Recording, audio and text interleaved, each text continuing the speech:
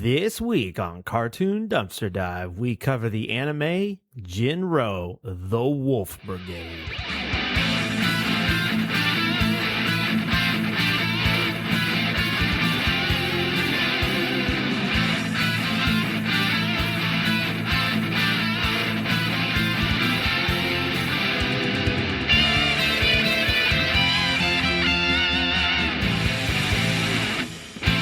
Joel, what are your opinions on World War II?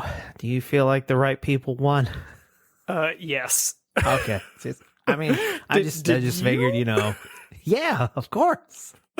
We did. I just wanted to see if I could get you in some sort of a trap. Just like Andrew's going to just start speaking in German all of a sudden. I really thought the Germans were misunderstood. It's really going to take an odd excuse me? turn. No. I mean, I'm just saying. We could become one of those podcasts. You know who you are. I can see it now. Yeah, I thought the wrong side won that WW2. Yeah, I know it. People really don't understand the advantages of a blitzkrieg, if you ask me. You're like, wait a minute. It's like, all right. I mean, like, you can have an appreciation of, war history. I think they're just... Yeah. With dating, there are red flags. I feel like when you're into World War II, because you can be into World War II, it's actually very fascinating, like all the things that happened. But it's like, I feel like there are a few trigger phrases that you should be like, what? I've read Mein Kampf, one of them. Yeah. I've really studied that book. Well, it's just like, other than the Jewish thing, their ideals were pretty okay. And you're like, wasn't that like 80% of their ideals? Didn't it kind of all lead to that? All the roads of their ideals lead Look, to man, that? they were just following orders. And you're like, I don't know if we should be friends anymore. But Andrew, what does World War II have to do with this anime? Oh, it's a alternate universe story where the wrong side won the war. Yep. Germany won the war.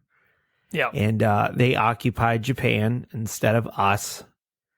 And this is what a German run Japan looks like, which I think the nuclear bomb still went off. In this anime, it still went off. Yeah, and then Germany... God, that's gotta suck. Man. You get nuclear bombed and then the Allies lose anyway?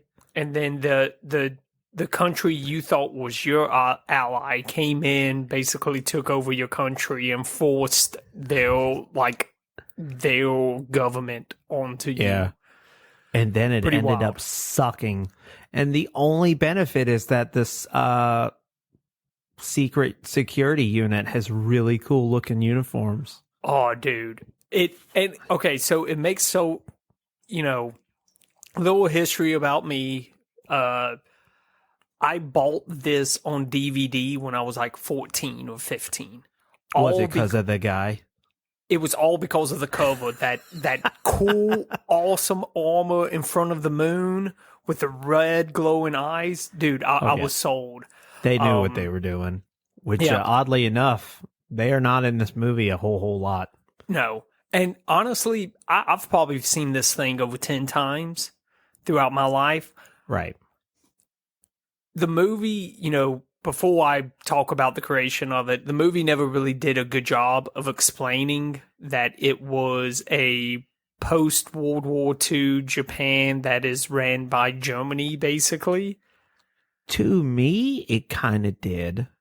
Okay, I guess I just never picked up on it. I watched a dub that has maybe it's different dubs because I know Crunchyroll has two. But I watched a dub where the first 15 minutes of this thing explains to you everything. Maybe I wasn't paying attention. And it's just that's how I knew the nuclear bombs went off and all that. That's why I was like, damn, that sucks. You got nuked and Germany took over. Yeah. And so, but like, yeah, that's like, I don't think they go outright and say Germany in the dub, But it's just hinted but it's at. like they are occupied by it and stuff like that. Okay, that would make sense, but it explains why the power suits in this anime have a very stormtrooper-esque look to them. Isn't that weird? Yeah. That like when you get like even the Helldivers or any kind of like badass battalion look, it just always go back. Yeah, we took the design from Nazis, and you're like, what does that say about me when I think they look badass? I once heard someone, like a comedian, maybe it was Shane Gillis, talking about, the uniforms of the Nazis and how they are the most sharp dress, like fashion forward. Let me say, not sharp dress, fashion forward when it came to uniforms. Well, that was a strategy for them. It was. I mean, I'm not like, I can't name drop anything, but they got a known fashion designer to design their uniforms. And Hugo so that's Boss. Yeah, that's why they all look so sharp and modern versus like our military. They just look like the military. Yeah. Yeah, but it's definitely like whatever they did, it does, it was something crazy. If it wasn't for their horrible outlook on other races, they probably still would be pretty looked at fondly today. But right now, it's horrible politics and the creation of meth.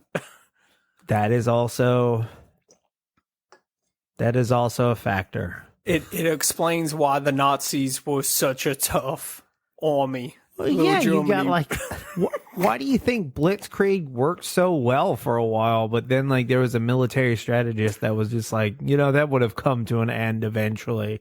Oh yeah, you can't do an all-out methed out attack. Hey, even Hitler was methed out of his mind. You ever see that the video of him at the Olympics? Oh yeah, he is tweaking hardcore. Oh yeah. No such use of meth in this anime though. So how did it get made, Joel?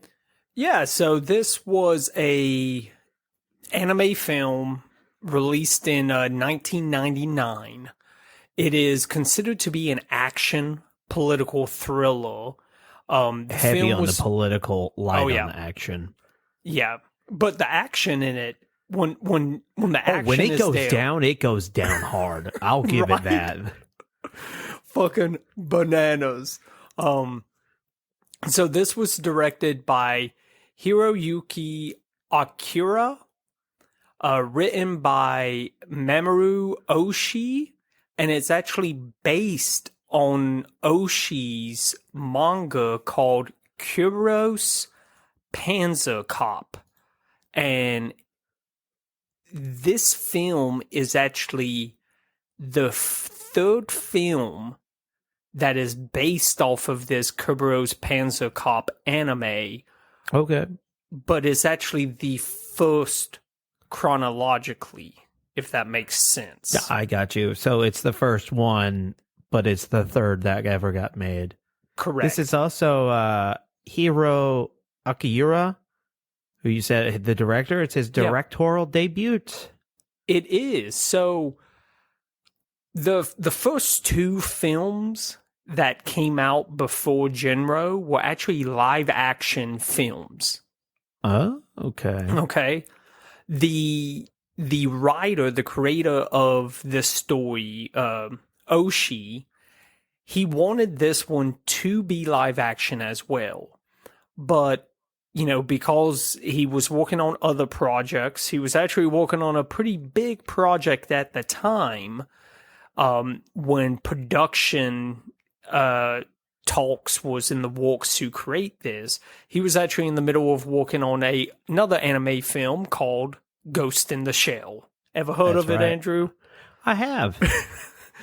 I I never got into it, but I have heard of it. But Ghost in the Shell, honestly, like, it was huge. Massive. It, it blew up in popularity in Europe, Japan, even in the States. Yeah. And he really wanted to work on this project at the same time as Ghost in the Shell, but he felt like if he was to split up his time, it wasn't going to be just for each of the projects, right? Right. So he kind of put off Jin-Roh until Ghost in the Shell was done. And when it finally kind of wrapped up, he decided that this third installment in this series should be a anime.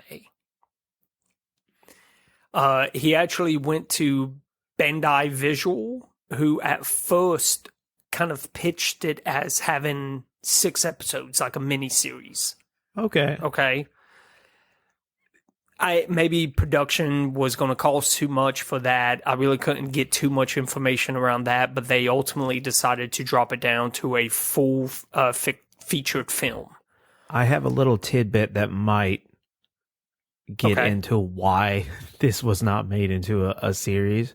Okay. So, Akira favored traditional animation, and thus the film was completely almost hand-drawn, requiring it to have 80,000 cells of animation.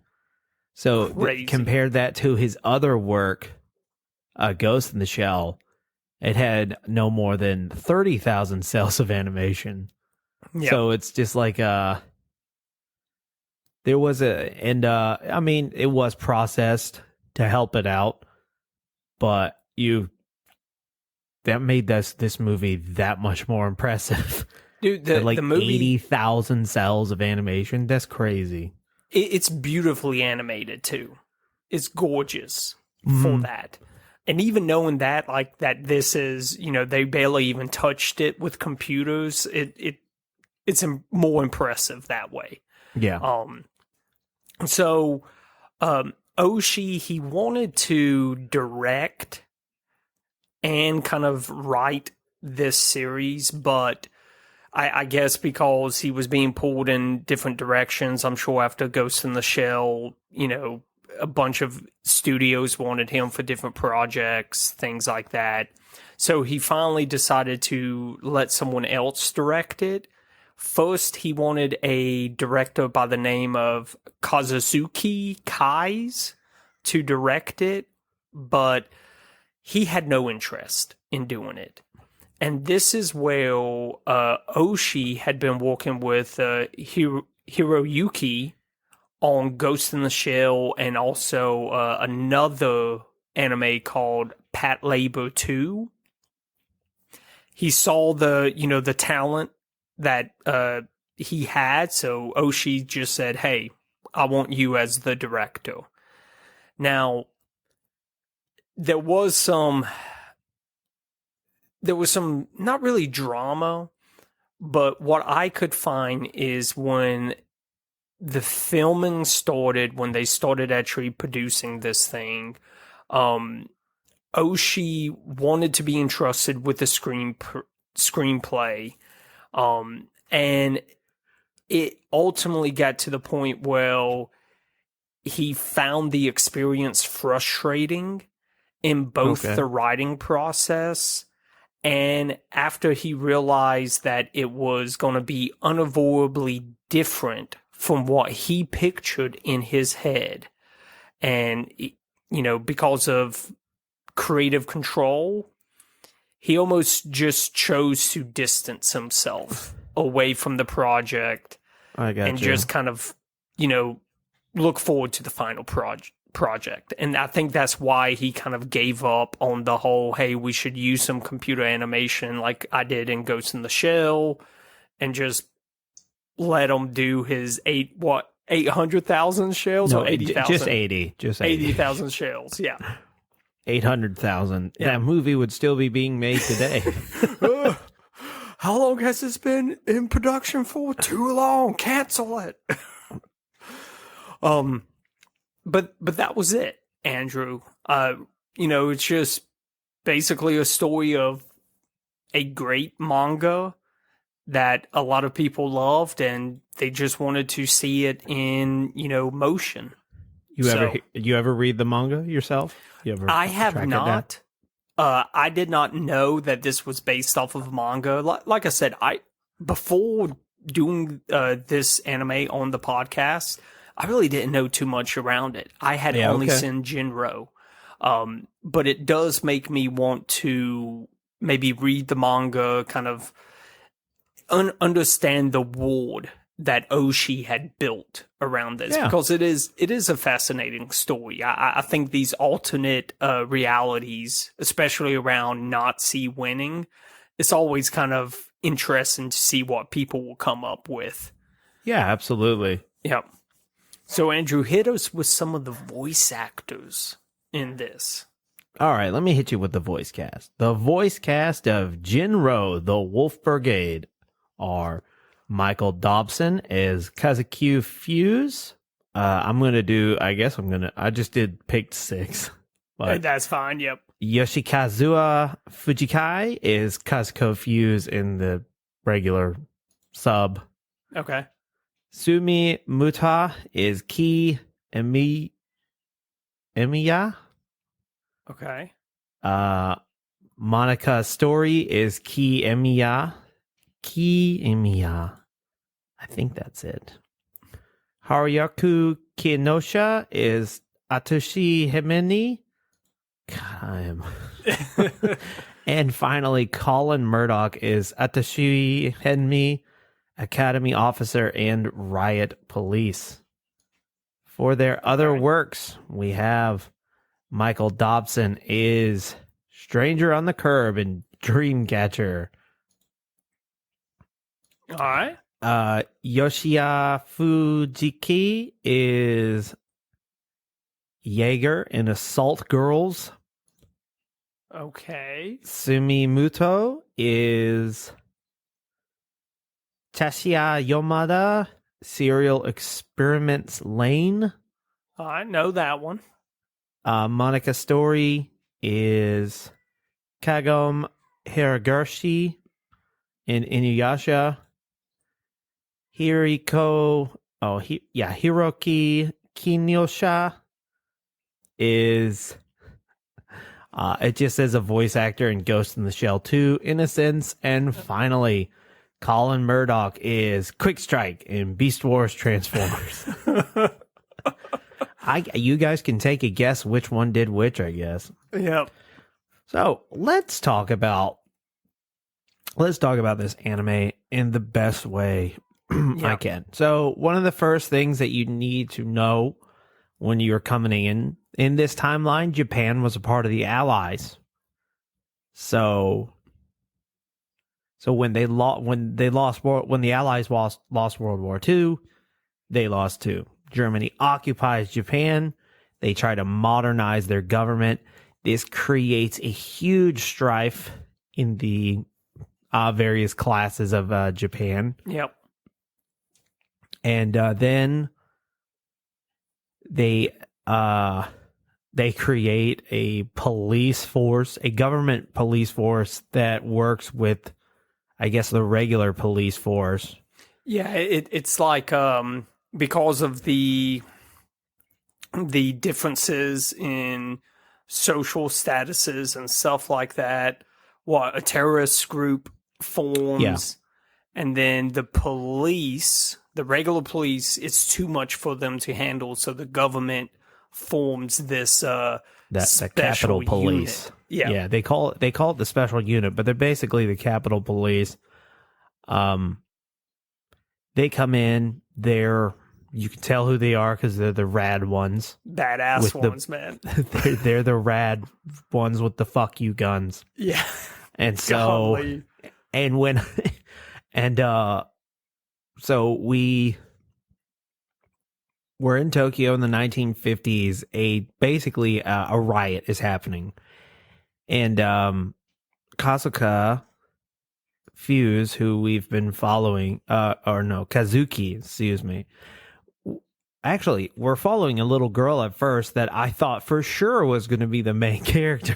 Nope. And so that's when we see Kazuki for the first time. She's running around. She's got like a backpack that she's trying to carry. He's like, freeze. She's scared, obviously, and he hesitates. He has a moment of I can't remember what that sketch is, but it's like these two British guys dress up and they're like, "Hey, I've got it." They're two Nazis. Yep. And they're just like, "Hey, are we the bad guys?" And he's like, "No, we're not the bad guys." And like, I feel like he had a moment like that right before he shot her. That's why he hesitated. Yeah. He's like, "Are we the baddies?" So, Yep. and he doesn't. And then she pulls the ripcord, it explodes, and they fail to meet a terrorist attack. He gets in huge trouble. He has to go back to basic training where they're just like, you got to learn to kill kids, okay? Yeah. If you're gonna be a special unit soldier and wear this badass uniform, you better fucking put a 50 cal hole in this girl. Blow it to bits. So espionage ensues. He goes through training. He meets a girl who is her sister. Yep. So we think. Bum, bum, bum. So this movie's got a lot of twists. It does. I can't remember them all. It is oh man, it is one of those things. There's a lot to unpack. I think it's because they like rapid fire all the twists at the last like 20 minutes of the movie. Because at first, like, they meet up, Kazuki and Kia. Yep. They meet up and they're like, I don't care that you killed my sister. You guys were both just doing your jobs. Yep. I was like, there's no way anybody would be that cool about that situation. Yeah. There's no way anyone would be that calm. Yeah, you figured there would be at least some emotion, like, you fucking bastard, you rat pig, or whatever. Shit. She's just like, oh, that's cool. Here's a book for you. Here's a and one of the heavy plot points of this book is it does the very German version of Little Red Riding Hood. Yep.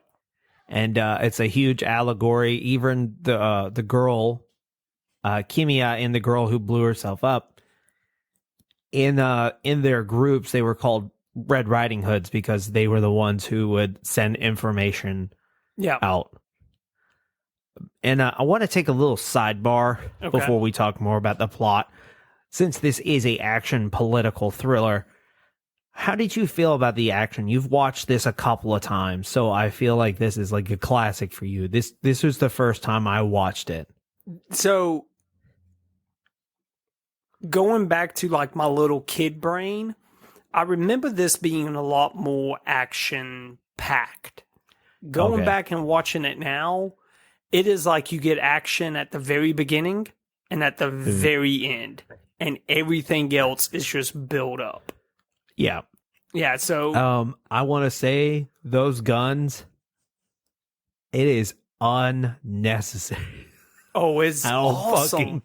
They just those guns aren't so much like penetrating skin as they are just carving people down. It's just, and they do a really good job. Like, this animation is so smooth. I could have sworn a few times it was rotoscoped animated because they fall and they move so fluidly. The animation around the guns themselves is amazing to me, and maybe because I've just grown up with guns my entire life. Yeah, it's very. I guess I just appreciate when they can actually animate, even with the sound of it, to make it kind of. Media has a hard time with guns, I feel. Yeah, but it like, that's how. Honestly, that's chances are that's like a gun of that caliber. That's how it's going to sound. That like heavy bass. Hey, they even got the flare, so that way, like, I love it when the action pops off. in this So movie. that was another thing about this movie I had a hard time with. It may have been, I don't know if you'll agree. This has a AMC syndrome. Okay. And by that, I mean, if you watch like Breaking Bad, The Walking Dead, all these shows on AMC, the dialogue is super low. So you're like, what the fuck are they saying? I can barely hear them. So you turn up your volume like a couple of notches. And then an explosion happens and breaks all the fucking windows in your house. Dude, I keep on my computer, I probably keep my volume probably around 40 to 50. When I was watching this, I had to turn it up to like 70. Yeah, and so I was watching this in my living room and my son was taking a nap and I'm like, fuck, what are they saying? And then like one of them fires that gun and it's like, doo! And you're like, fuck me. Turn it down, That's probably going to really hurt your ears if you're listening to that part on headphones. Dude.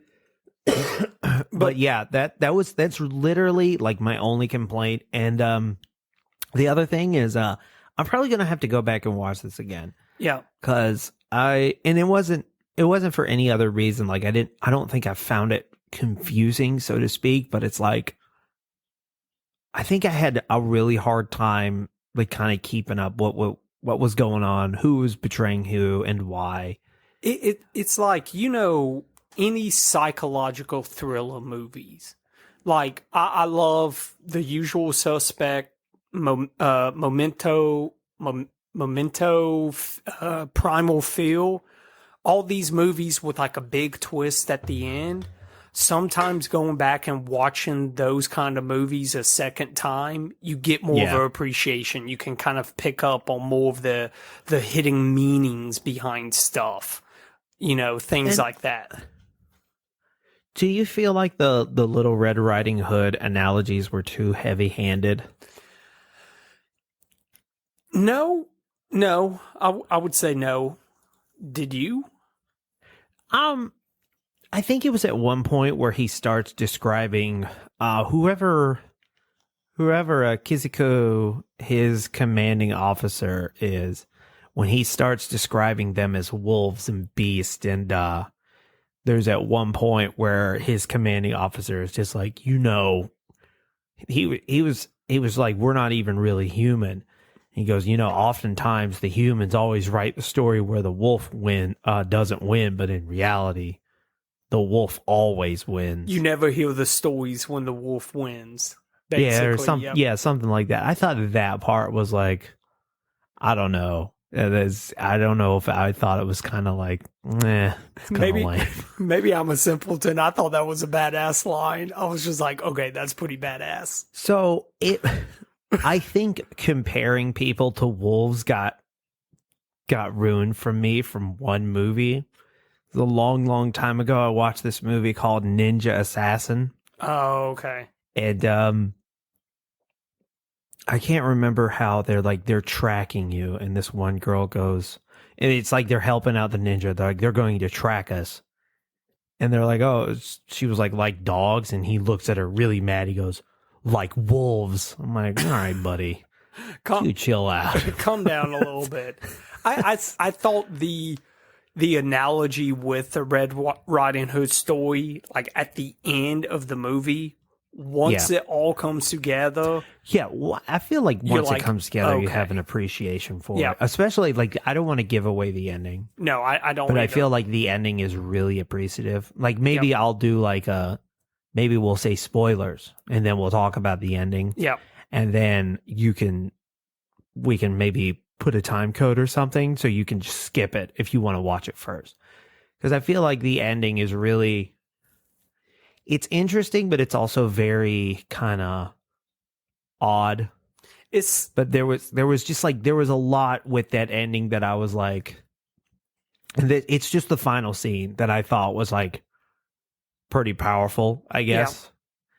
Because I'm actually here. Okay, we're gonna talk about the ending right now. So spoilers. So just spoilers right now. We'll try to put a time code in the episode description. So at this point, and then when we're done, we'll put the other time code. That way you don't get it ruined. Yep. So okay, we're at the last scene in the movie, and Kimmy is like, they're like, his commanding officer, Kazuku's commanding officer, is like, we don't need her anymore, and it would be better if she died. And it was, it was all because there was a fight, a political fight between the special unit forces and the police, where the police wanted to get rid of the special unit forces, but the special unit forces wanted to have basically blackmail against the police and their involvement with the sect, as it was called, the terrorist organization. Yeah, exactly. They wanted leverage to kind of keep them at bay, to keep the special unit going. Mm-hmm. So they basically used this girl because she was like the evidence of their involvement. But they wanted to kill her there, but make them think she was alive. Yeah, because I think he said, I think his words were, we have her in, like, basically we have her in our back pocket. We have the leverage that we need. If we keep her alive, we'll have to make sure she's never, like, picked up by them again. Right. And if we kill her, we just got to make sure they don't find the body. Yeah. So it was like, it was way easier. And for some reason I think they wanted Kazuki to do it because it's like, all right, this is like your second chance. You failed to stop that terrorist at the beginning of the movie. This is it. And like, he's sitting there, he's got like a service revolver. And she starts telling him like the last part of the big bad wolf, Little Red Riding Hood and the big bad wolf. She starts like saying, what big eyes you have, what big claws you have. And then he shoots her. And then like, he's traumatized by this. He's been traumatized like this whole movie. And this one person who cared about him just a little bit, like as a person and not a soldier, he had to shoot. Yep. And then like, I think the part that was the most powerful to me is that was his second chance, because you pan over and it's his commanding officer, and that this guy with a rifle with a bead on him, because like if he chickened out or he didn't do it, they were just going to kill them both. And it's just like, he'll never know that if they continue on with this story, which I assume they do in the manga. But it's like, as far as the anime goes, it ends right there. It's like, it's done. And you're just, I think it's one of those stories where you just sit with it. Yeah. Like it reminds me a lot of There Will Be Blood, or No Country for Old Men. Yeah. Like it's a very like, this is the end of this part, but life will go on kind of story. Where it's like, because No Country for Old Men, it just, like, all that shit happens, not really much is resolved, because nothing is really resolved in this movie. Not even his personal trauma about hesitating to kill the first girl. It's just like, it just ends. And for some reason, I kind of like that in a movie sometimes, where it's just like, there's not like a closure. You just have that feeling of like, ugh. Like, it's a good feeling, but it's also a bad feeling. It's like when you just get hit with something that's so, like, you desperately want it to close, in an ending, but you don't get it for some reason. That's like, for me, that sometimes that's a good ending, because sometimes good storytelling means that shit just doesn't get resolved the way you want it. Like, he killed a person, they're gonna go on running the special unit. That's basically the ending. I kind of relate it to, because, I mean, you see it all the time in anime. Well, an anime's ending, like, the anime ends, and maybe they leave it open for more stuff in the future or what have you. Like, you almost feel like the story that they are trying to tell is not done. Like, I get that. There needs to be more. Cowboy Bebop, you never get that. Like, when Cowboy Bebop ends, you're just like, they shut that door and then they burn the house down. They know. Like, you've got closure. Yeah, that's just done. Yeah. So to me, it's kind of, it's got that same feeling as Cowboy Bebop, where it also ends. Go ahead. It ends, and you might not be necessarily like thrilled with the ending, but you know that this story is done. I also like that it's tragic. Oh, it's very tragic. I feel like the Japanese and a lot of people that are outside of America, they typically are better at making tragic endings. Yep. And I think it's a lot has to do that we make our movies to make money. Yep. And happy endings make money. Which I like a good tragic ending sometimes. I like it when because you watch this whole movie. Is this guy rehabilitating himself in a matter of ways, and he finds this person that cares about him, and then he gets the rug pulled out from under him, and he's just it's not only is everything that he knows it's a lie, it's a double lie. Yeah. I thought it was very, when I saw that scene of him shooting her, especially on this watch through, it made me think about those stories about how, with the Nazis, like the SS troopers, the rumor goes is that they was given puppies and they was told to raise this puppy to almost get emotionally attached to this puppy. And when it grew up, they made them kill the dog to kind of show the level of commitment to the organization. And that was basically the same thing. They tested him to say, hey, you got to prove yourself. You got to show your level of commitment to us. Yeah. And then you pull that even more back. They didn't really need him. No. They just wanted to see if he was worth the effort.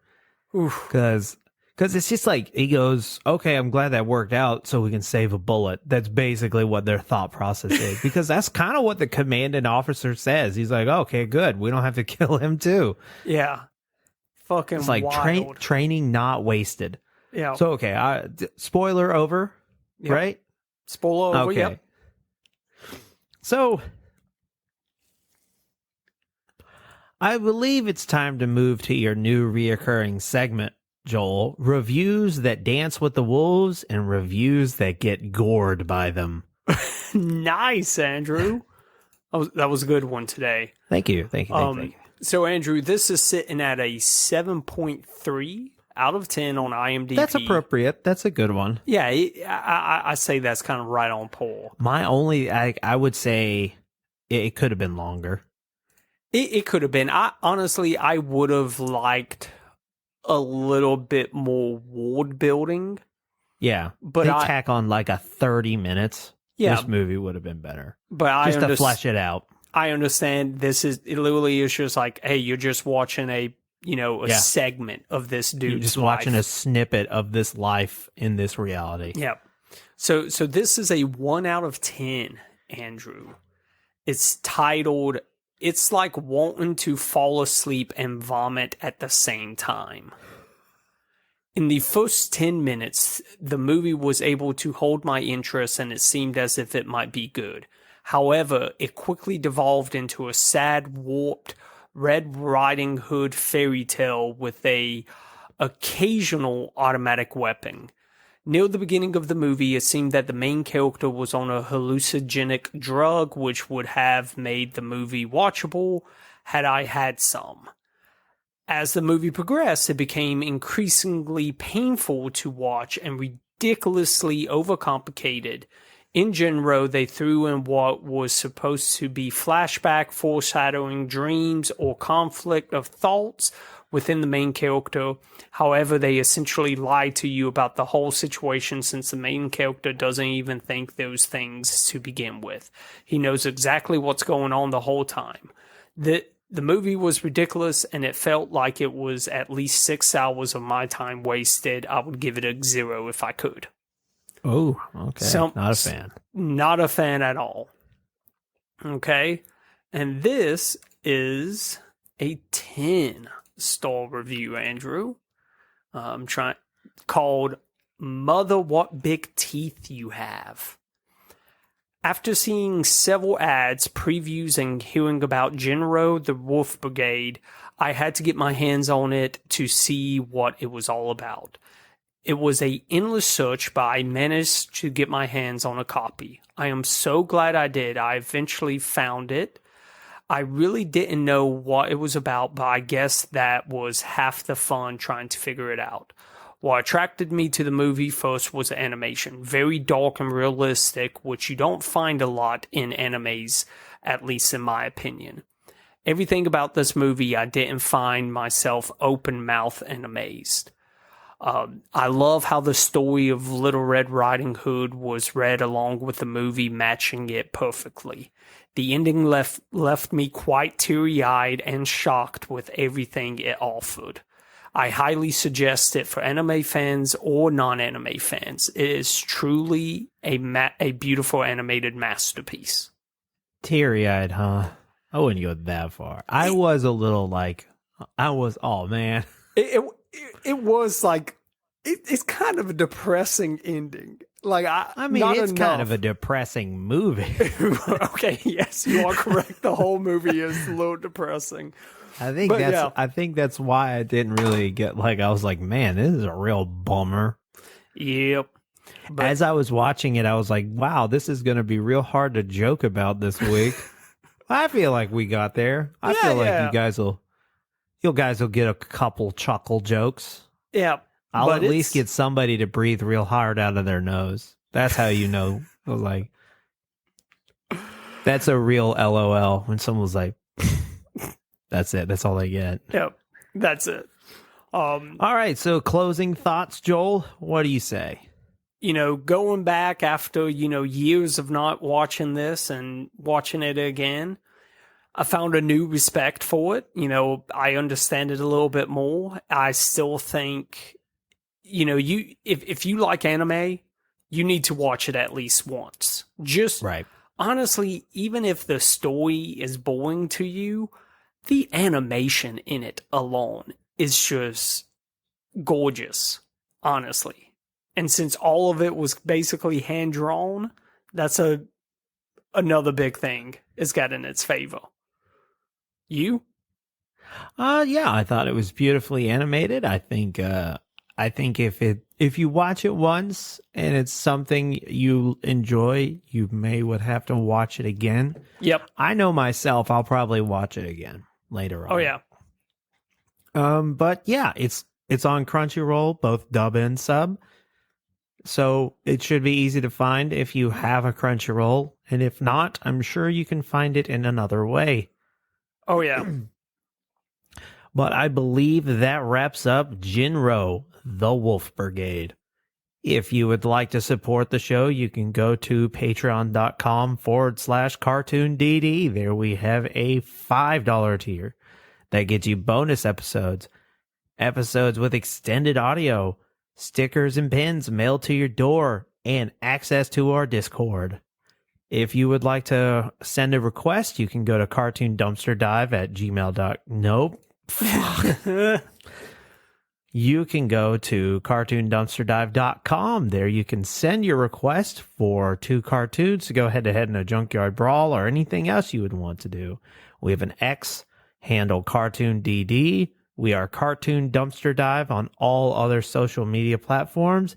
And as always, thank you for a 5-star review on the podcasting platform of your choice. It always helps the show, and it stops us from being overtaken by Germany in an alternate reality. Have a great rest of your week. And see ya.